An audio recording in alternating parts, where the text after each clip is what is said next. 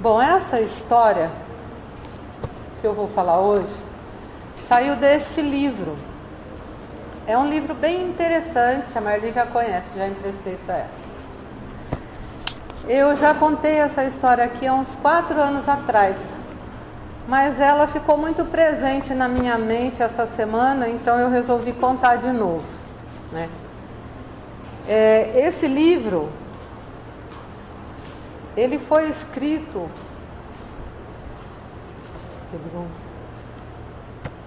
endereçado a todas as pessoas que trabalham com palestra, com explicações, que gostam de contar a história como eu, porque ele traz histórias que aconteceram e que não foram relatadas, por exemplo, na Bíblia, e que também não constam do Evangelho. Então são histórias que no meio das coisas que Jesus trouxe, um pedaço aqui, outro ali, vocês podem identificar. Mas eu acho muito interessante porque são relatos de pessoas anônimas, né?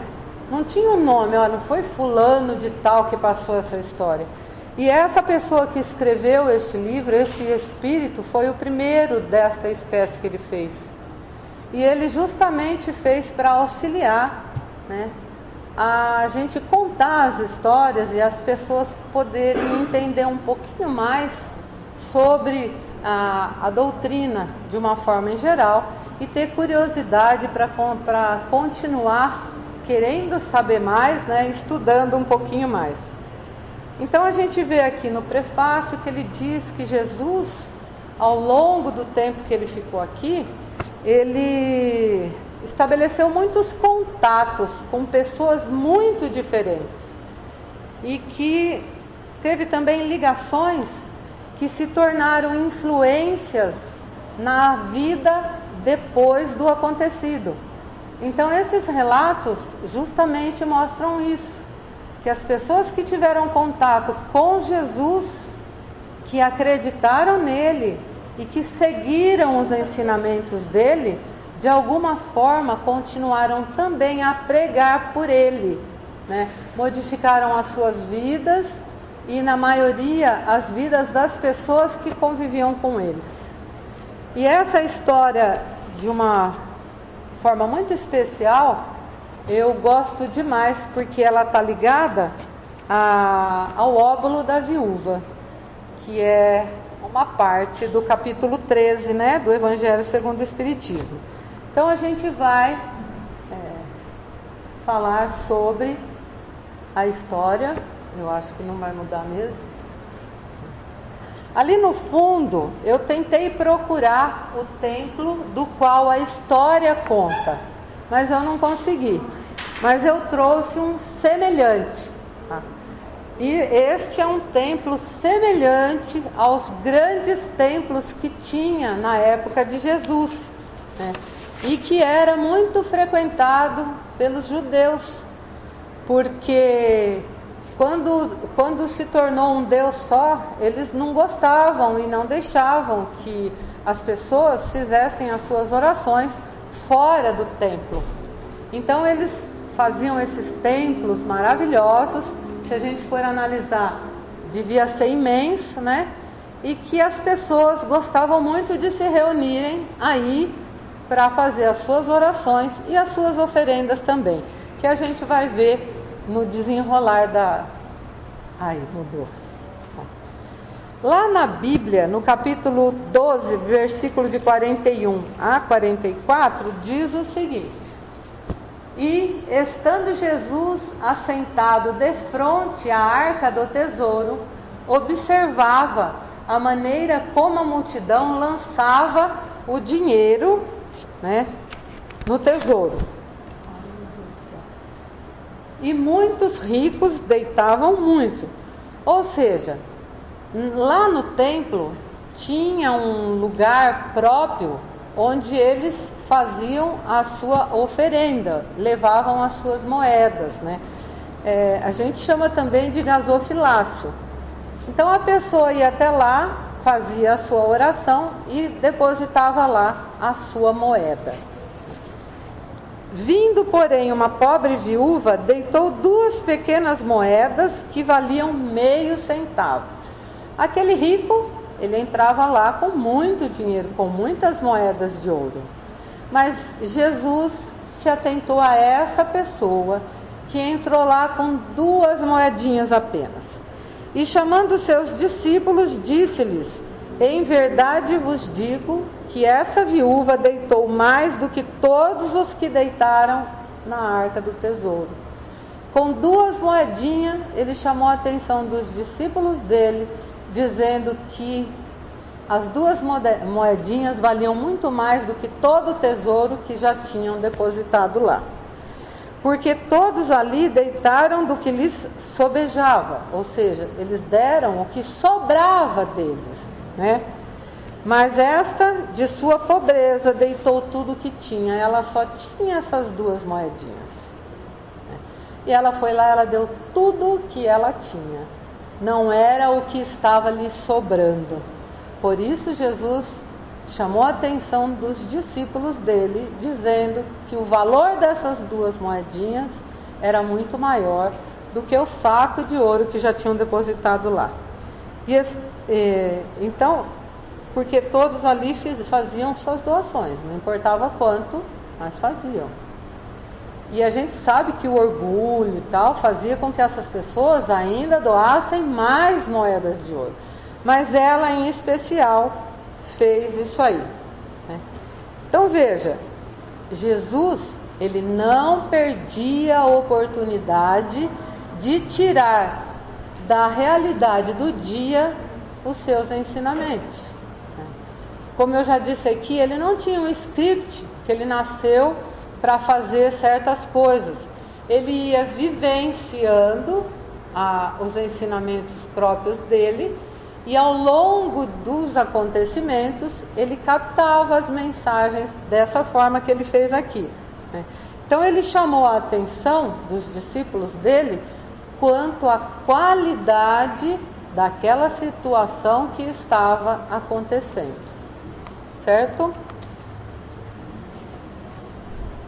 No Evangelho segundo o Espiritismo, um pedacinho do 3º ou 4º parágrafo, está dizendo lá que todo aquele que sinceramente deseja ser útil a seus irmãos, 1000 ocasiões encontrará de realizar o seu desejo. Procure-as e elas se depararão.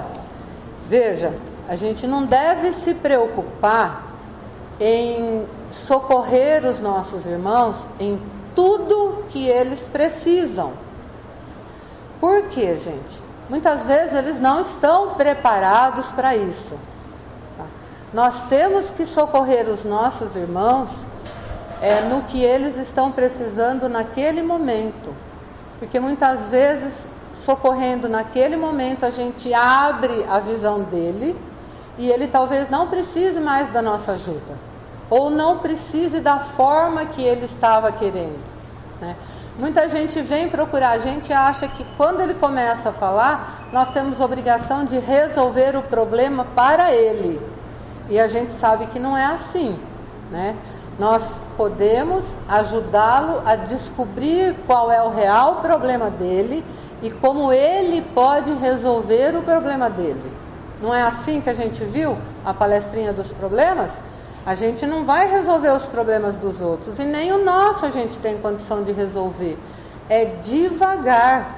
As coisas vão acontecendo devagar. A gente tem que saber qual é o nosso problema, como é que a gente pode fazer para resolver, né? A gente não pode se desesperar.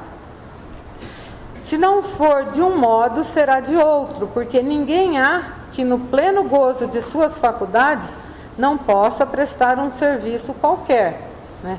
Veja, então não importa o tamanho da ajuda que a gente vai dar. O que importa é a qualidade dessa ajuda que você está oferecendo. Porque toda vez que você oferece uma ajuda, primeiro ela está servindo para você. Se você for analisar friamente, é assim. Eu não posso ajudar uma pessoa se eu não entendo nada sobre aquilo que está acontecendo. Então eu tenho que estar preparado para ajudar aquela pessoa, certo? Não é eu chegar perto dela, ela me contar o problema e eu dar a solução para ela. Eu não posso dar solução para ninguém. Eu tenho que ajudar ela a encontrar um meio dela própria encontrar a solução do problema dela. Porque senão não vai valer. Porque muitas vezes eu fico fazendo palestra para ajudar uma pessoa e eu estou fazendo palestra do que eu acho que ela tem que fazer. Mas eu não tenho experiência nenhuma sobre aquilo. Eu não passei por aquilo, né? Então eu tenho que ajudar sim, mas devagar, tá? E ajudar a pessoa a se ajudar. Eu não posso fazer por ela, eu não posso resolver o problema dela.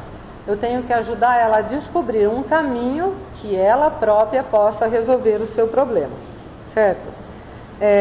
Dar uma consolação, abrandar um sofrimento físico ou moral, fazer um esforço útil. Eu penso assim, seria maravilhoso se eu estivesse aqui de plantão e todo mundo que me procurasse, eu pudesse resolver todos os problemas deles. Seria maravilhoso. Não importa a fila que fazia, eu ia resolver o problema de todo mundo, certo? Mas o problema não é esse, né? A gente não tem condições de resolver o problema dos outros. Eu não conheço as encarnações anteriores, as experiências e muito menos a índole de ninguém. Então o que eu posso fazer é oferecer o que eu sei, tentando iluminar aquela criatura que está aqui pedindo auxílio para que ela consiga também ver o que é que está na realidade acontecendo com ela. Então a gente ajuda a pessoa a se ajudar. A gente não cura ninguém, né? A gente ajuda ela a se ajudar. Quando Jesus curou o leproso, o que ele fez? Vai e não peques mais. Então ele recebeu uma oportunidade. Aquele que saiu dali e voltou a ter a vida que ele tinha antes, a lepra voltou nele novamente. Aquele que saiu dali e se modificou, ficou sem ela. Teve a oportunidade de trabalhar, certo? E a escolha foi dele. Então a gente vive mais ou menos assim também. A gente não pode curar ninguém, mas a gente pode ajudar a pessoa a encontrar o caminho da cura dela, tá? Porque a gente sabe que a cura começa na modificação interna de cada um de nós. Às vezes a gente tem um monte de mau costume, enquanto não resolver esses mau costumes, as coisas vão continuar acontecendo. Porque só acontece coisa ruim pra gente para servir de alerta, né? É um breque, é uma vírgula, é um ponto e vírgula para a gente parar e repensar o que é que está acontecendo na verdade. Isso não precisa de ninguém, né? Sou eu comigo mesmo. Porque quem sabe de verdade o que eu sinto, o que eu penso, como eu ajo, sou eu.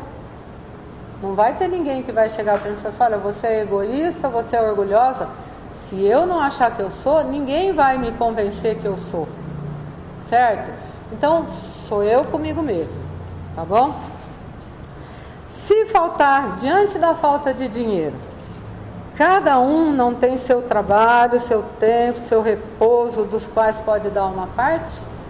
Nem toda caridade é a doação de dinheiro, de coisas materiais, tá?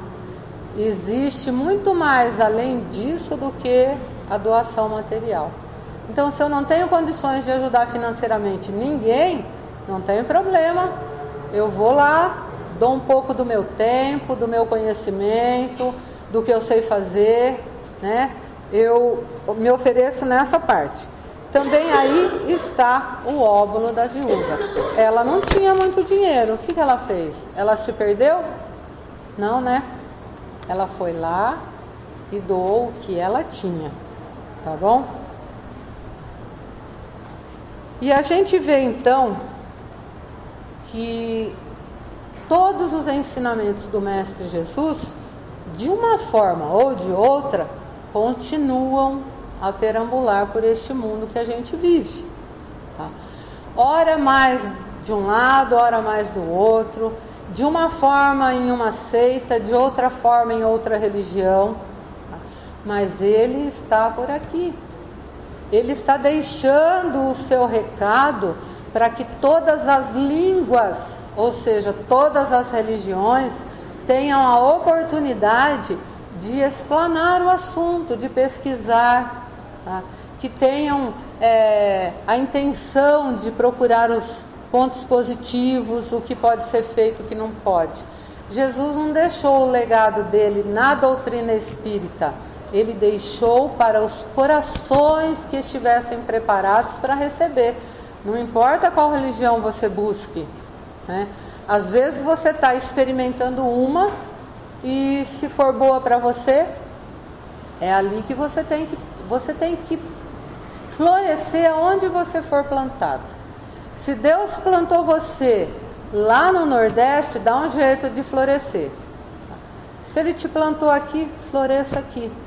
Como vai florescer? Com tudo de melhor que você tiver, tá? Não é buscando como floresce a minha vizinha, ou a minha amiga, ou uma pessoa que eu admiro. É procurando o seu melhor, florescer da sua melhor forma, porque a sua árvore vai render bons frutos, se você se dedicar a ela, tá? Então, vamos nos lembrar desse ponto quando a gente ouvir a história, para a gente poder analisar até onde foram as sementes que Jesus plantou em uma pessoa, tá? Quiçá a gente pudesse ser igual a essa pessoa que eu vou contar a história agora, tá bom? Então vamos lá. Os crentes se espalhavam pelas ruas, se concentravam nas cercanias do templo de Jerusalém. O templo ia abrir as suas portas, tá? Para receber todo mundo, não só os escolhidos. Então ele ia ter um dia que ia abrir as suas portas e todos aqueles que quisessem poderiam ir até lá fazer as suas orações e as suas doações. Aguardavam que suas enormes e preciosas portas se abrissem. Uma caravana muito humilde, muito mesmo, detivera-se em uma das vias que desembocavam na ampla praça em que se inseria o edifício religioso.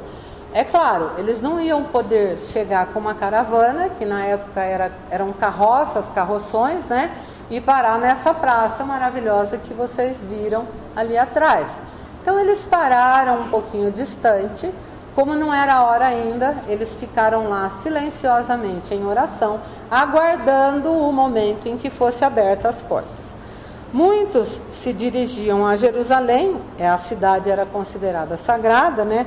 Para os judeus não era permitido cultuar Deus, o único de Israel, em qualquer outro lugar. Tinha que ser ali dentro do templo, né?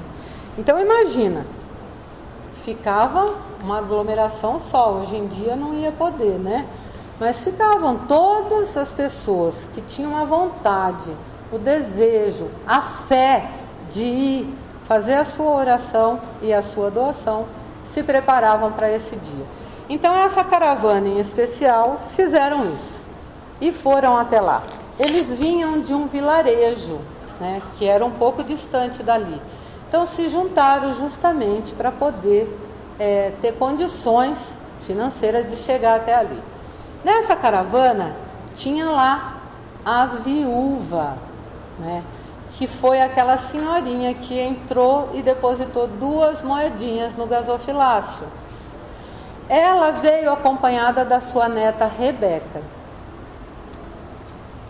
Ela estava super ansiosa, porque há muito tempo ela desejava ir até o templo para fazer os seus agradecimentos e a sua doação e as suas orações, né? Então, quando foi dado o sino que ia se abrir as portas, começou a se formar as filas, né?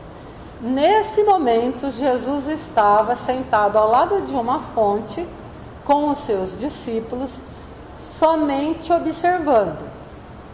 Ele viu que os primeiros da fila eram os que tinham mais condições financeiras. Então, os primeiros entraram com as suas sacolinhas de moedas de ouro, ia lá e punha no gasofilácio, né? Mas era aquela história, punha lá mostrando quantas moedas ele estava colocando lá. Até que chegou a vez dessa senhorinha, que ela estava amparada pela neta dela, a Rebeca. Naquele sol escaldante, eles foram devagar. Quando chegou a vez dela, Jesus olhou e chamou os discípulos. Olha só o que está acontecendo. Ela depositou 2 moedinhas que ela carregava na mãozinha dela com todo carinho.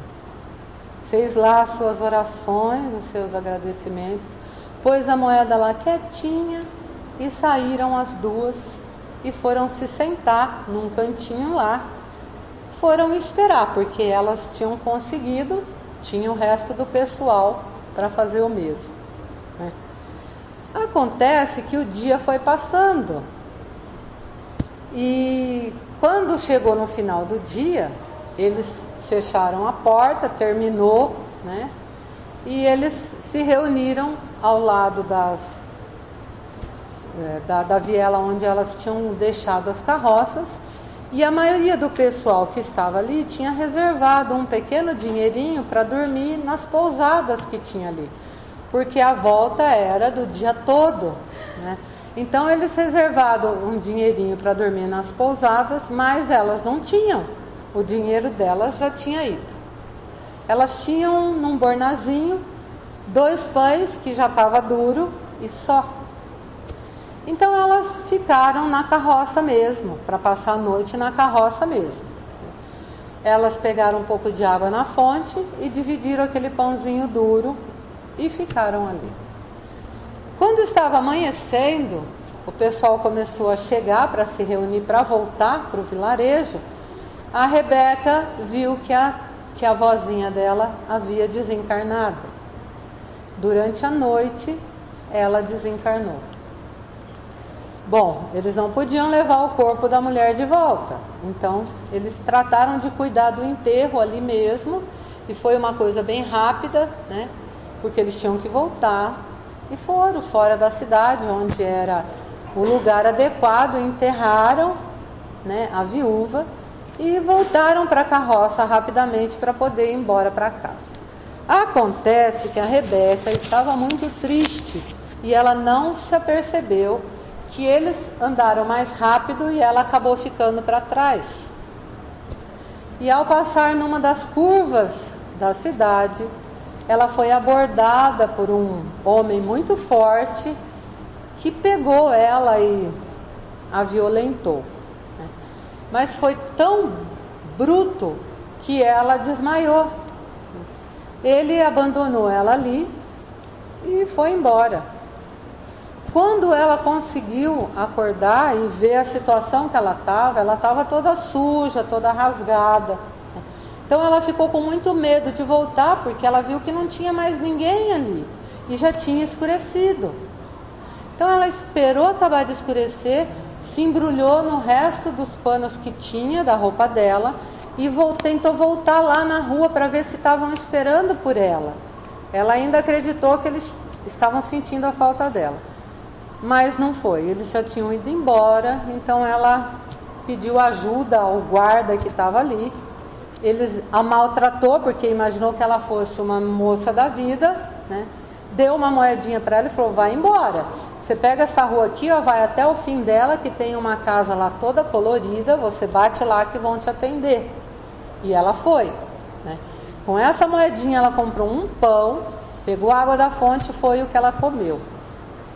Demorou porque era longe, chegou lá, ela foi acolhida pela dona, ela contou a história. Era um prostíbulo, né? Tinha bastante meninas da vida lá, mas com a história dela, ela foi pega para trabalhar e não para ser, apesar que ela era muito bonita. Então, para ela não ficar tão chamativa, o que aconteceu? Ela foi trabalhar na casa a troco da comida e do lugar para ela dormir, e ela trabalhava na cozinha e na limpeza. Lavava roupa, ela fazia tudo durante o dia, porque durante o dia a casa era fechada, ela abria só no final da tarde.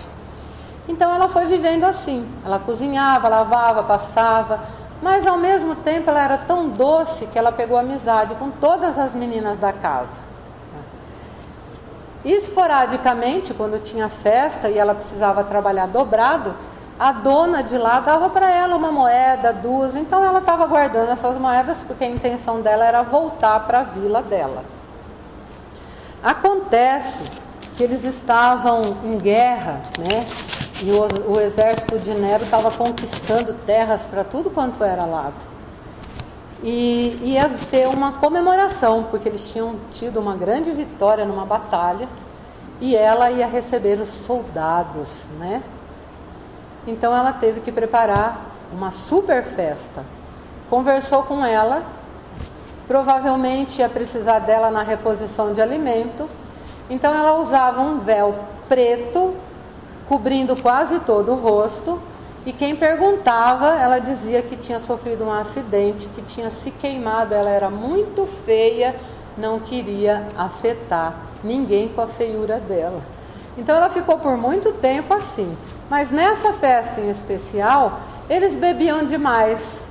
E numa vez que ela foi até o salão trocar a bandeja de comida, um dos soldados quis bater a mão nela assim para pedir mais bebida e acabou tirando o véu dela.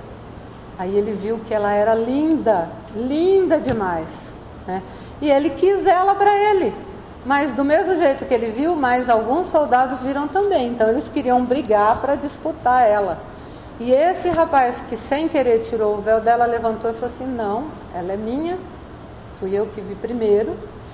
O tumulto começou, a dona veio e defendeu ela, né? Ele falou: não, ela é minha, pegou ela, pôs no cavalo e levou embora. Era longe onde ele morava, mas ele colocou ela na frente e foi. Ela foi passando mil coisas na cabeça dela, né? Porque ela nunca tinha passado por uma situação assim e não queria essa vida para ela. E quando chegou na casa dele, ele chamou a escrava e pediu para tomar conta dela, dar o de comer, né? Dar um banho nela porque ela estava cheirando a gordura, e foi assim que aconteceu. Só que ela estava tão triste, tão caída, que ela desmaiou. Então ele pegou ela nos braços, pôs na cama dele mesmo, pediu para a escrava cuidar dela, e ali ela passou a noite. Se alimentou, ela estava com as mãos queimadas, né? Porque ela cuidava da cozinha toda. Então a escrava começou a cuidar dela a pedido dele, né? E no dia seguinte ela trocou de quarto, foi para o outro quarto, porque ali era o dele, mas continuou sendo muito bem tratada. Ele trazia devagar, né? A história é bem longa, mas devagar ele foi trazendo para ela vestidos novos, pequenas joias. A escrava arrumava o cabelo dela, passava perfume, curou as feridas que ela tinha das queimaduras. Ela ficou maravilhosa, linda, e ela era delicada, né? A avó tinha criado ela com essa delicadeza. Como não era difícil acontecer, os dois se apaixonaram, né? E ela sempre fugia dele porque ela queria contar, ela tinha 2 segredos, né? E ela queria ver o que ele queria fazer, porque normalmente quando eles faziam isso, eles usavam e depois eles iam lá e devolviam a moça, né, para o prostíbulo. E nada disso, um dia ele chegou e falou assim: olha, o Nero me ofereceu um trabalho em Roma e eu vou ter que me mudar para lá e eu quero me casar com você. Ela não, fugiu dele, fugiu até que ele chegou e falou assim: não, então vamos, né? Aí ela falou: bom, eu também gosto muito de você, mas eu preciso te contar 2 coisas ainda. Então ela contou para ele o que tinha acontecido com ela, que ela tinha sido molestada, né? E contou para ele também que no meio dessa vida que ela vivia lá no prostíbulo, nas folgas dela, ela conheceu um homem maravilhoso e ela seguia este homem, que era Jesus. Então ela tinha se tornado cristã. E durante o tempo que ela ficou lá, ela passava tudo o que ela aprendia com Cristo para as meninas que trabalhavam lá. E elas passavam para alguns soldados que iam lá também. Então ela começou a ser a secretária de Jesus lá dentro do prostíbulo, né? Modificando a atitude de algumas meninas e das pessoas que iam lá. Tanto que ela conseguiu com que alguns homens casados parassem de procurar as meninas lá. Às vezes ele ia lá para conversar e não para usar das meninas. Bom, a princípio ele ficou muito mal, porque ele não imaginou, né? Primeiro porque Roma era contra, né? Eles queriam caçar os cristãos, eles queriam... Então ele demorou umas 2 semanas, mas ele aceitou, mas ele pediu para ela não contar isso para ninguém. Ele casou com ela e foram para Roma. Lá em Roma ela começou a ver como é que Nero agia, né? Quanta maldade tinha atrás das atitudes que ele tomava. E os soldados, né, acabavam cumprindo ordens, mas também tinha a sua parcela, né? Então ela continuou, tá? Ela continuou saindo e vendo reuniões, falando de Jesus, né? Ele já tinha sido crucificado, mas ela continuou o trajeto dela ajudando as pessoas pobres. Ela se vestia de roupa humilde, pegava resto de comida que as próprias cozinheiras guardavam para ela do palácio, porque ela foi morar no palácio, né, de Nero, e ela saía à noite para dar de comer para as pessoas que não tinham. Ela teve, eu não me lembro se são 2 ou 3 filhos, homens. Ela educou os meninos nos princípios de Jesus, tá? Sempre com muita cautela, porque o marido dela era ótimo, maravilhoso, mas ele fingia que ele não sabia disso. E mesmo assim ela conseguiu passar para as crianças toda a educação a respeito de Jesus também. Só que a caçada continuou muito ferrenha. E um dia ela foi pega em uma das reuniões dela, né? E ela foi levada para as masmorras do castelo. Os meninos ficaram sabendo e contaram para o pai, mas não falaram que eles estavam juntos. E o que ele fez? Ele desceu até as masmorras para tentar tirar ela de lá e os guardas não deixaram. Então ele arrumou uma briga com Nero, bateu no Nero para ele poder ir para as masmorras também. Só que como ele era oficial, ele ficou de um lado e o povo ficava do outro, né? Lá tinha 2, 3 por cela, aqui tinha 500, né? E numa das noites, ele ouviu ela puxando uma oração e um canto. Ele ficou prestando atenção, ele reconheceu a voz dela. Ele saiu da cela porque a cela deles não ficava trancada, a cela deles ficava aberta. Eles tinham acesso ali dentro. Ele saiu e tentou ir até onde ela estava para conversar com ela, para falar para ela pedir perdão e tal. Mas era dividido por umas barras de ferro, ele não conseguiu. Ela só viu ele a ela, né?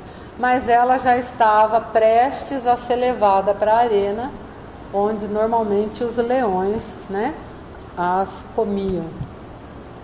Então ele ouviu aquela última prece dela em prantos, o canto dela em prantos e o pedido dela de que ele não deixasse morrer o pouco Jesus que ela tinha deixado na vida dele. E amanheceu o dia, aconteceu, ele acabou sendo solto, liberado, né? Quando ele voltou para os afazeres dele, ele começou a arquitetar um plano de pegar os filhos e sair dali. Porque ele sabia que os filhos iam ser caçados uma hora ou outra também. Porque aí os filhos se abriram com ele, né? E contaram as coisas da mãe. E ele se apaixonou pelas histórias de Jesus também.